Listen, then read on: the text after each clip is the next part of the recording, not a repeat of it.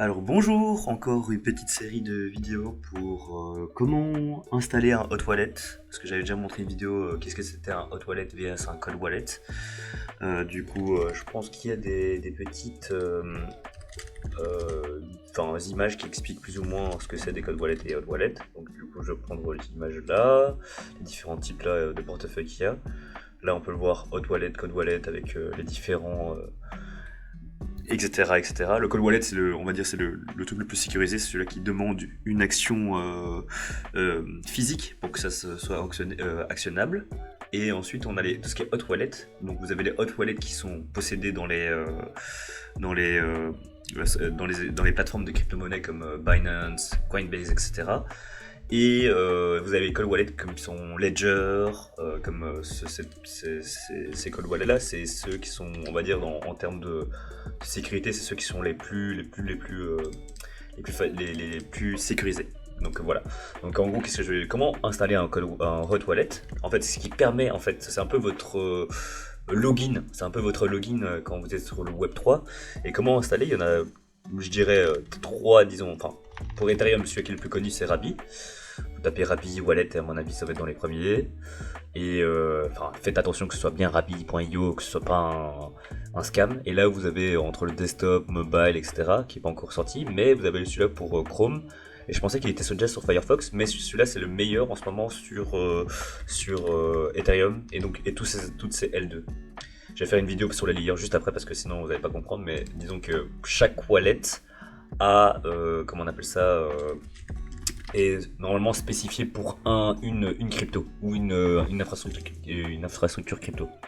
Il y a aussi Rainbow Wallet qu'on m'a conseillé, mais j'ai jamais testé. Mais je sais que ce qui est cool avec Rabi Wallet, c'est qu'en gros, vous avez directement instantanément une vision de tout, etc. Enfin, de tous vos cryptos qui sont dessus. Et voilà. Donc en gros, et c'est aussi, ça a été créé par des banques, qui est en fait assez chouette, qui fait un peu l'analyse de toutes vos cryptos que vous avez sur un peu toutes les chaînes, etc. Donc vous ne devez pas vous faire chier à checker à chaque fois. Mais voilà. Il y a en connu sur Solana, il y a Phantom, il y a Backpack qui est aussi un autre. Enfin, en fait, il existe si comment on appelle ça, l'infrastructure blockchain est super connue. Il est fort possible qu'il existera plusieurs wallets. Mais après ça, dans tous les wallets, il y a toujours un wallet qui est meilleur que l'autre. Donc du coup, il faut un peu tous les tester. Et faites gaffe, bien sûr, il faut bien faire attention à checker qui est le wallet qui vous l'a donné, etc. Parce que si vous mettez un mauvais wallet et que vous faites... que vous faites une mauvaise manip, il est possible que ça vous draine tout l'argent. Donc on fait quand même attention quand vous vous déplacez donc de l'argent de Coinbase. Donc aussi en hot wallet mais qui est protégé, qui est plus ou moins beaucoup plus protégé que le vôtre en tant que tel. Et ensuite vous devez envoyer, donc vous devez vous regardez la vidéo sur le transfert, comment vous faites un transfert. Et là vous envoyez l'argent sur votre hot wallet qui est ici. Et donc comme ça vous pouvez voir qu'est-ce qu'il en est. Et vous pouvez aussi donc vous connecter aux applications décentralisées et faire des échanges décentralisés, etc. Je vais peut-être faire une vidéo sur ça, sur les DEX. Ça, je vous montrerai la vidéo de comment il faut faire.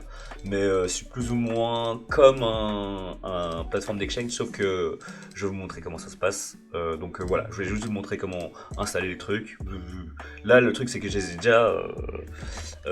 ai déjà installés. Donc, je vais prendre un autre que j'ai pas, mais que je vais sûrement installer juste pour vous montrer. Donc là, je rajoute l'extension. Moi, j'ai Brave, qui est sous licence Chrome, mais vous avez aussi, vous pouvez juste simplement utiliser Chromium ou Google Chrome. Et là, vous installez l'extension. Là, je l'ai installé. Là, comme ça, c'est fait.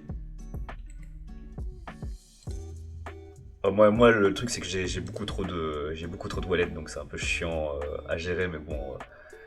Donc du coup là vous créez, vous voyez si vous voulez créer directement un hot wallet directement, ou soit vous créez un hot wallet qui est connecté à votre ledger. Donc vous avez un hot wallet qui est connecté à un cold wallet, donc hardware.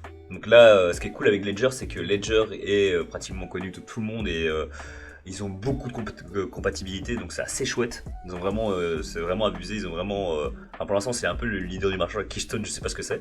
Donc, si vous voulez créer un nouveau compte, bah, vous avez toujours à chaque fois les 12 passphrases qui permettent de récupérer votre compte. Là, je m'en fous parce que là, c'est un compte que je vais pas utiliser. Donc, du coup, là, je copie. Je le mets sur le côté, un post-it. Donc voilà, comme ça je sais. Donc ça, c'est le passphrase qui permet de débloquer mon compte si jamais, si jamais il se passe quelque chose. Donc là, je vais regarder qui il me demande de tout réécrire. Ah bah là c'est bon, je peux.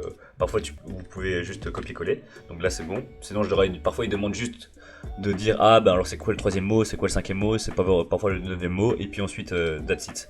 Là après ça il faut mettre un mot de passe, mais c'est juste le mot de passe pour le wallet. Donc du coup effectivement si votre comment on appelle ça, comment votre password est pas super fort, ben, il est possible qu'il y ait des hackers qui puissent prendre ces deux mots de passe là et puis ensuite voilà, et ils arrivent à accéder à vos fonds. Alors que s'il y avait un code wallet, ben, ils auraient été obligés d'avoir fait une action sur votre code wallet, donc sur votre ledger, trésor ou etc. ou autre. Ils devaient faire une action dessus pour pouvoir accéder à vos fonds. Et donc même avec un password, ce serait pas possible. Donc voilà, donc après ça, voilà, mon wallet il est là. Donc après ça, vous pouvez vous connecter, remonter ce que vous avez. Donc en gros là, vous avez donc votre adresse, bah, pour ce cas-ci c'est une adresse Solana, mais si c'était une adresse Ethereum ou L2, etc. Là j'avais aussi un mot de passe, je vais vous montrer, qui est donc connecté à un ledger.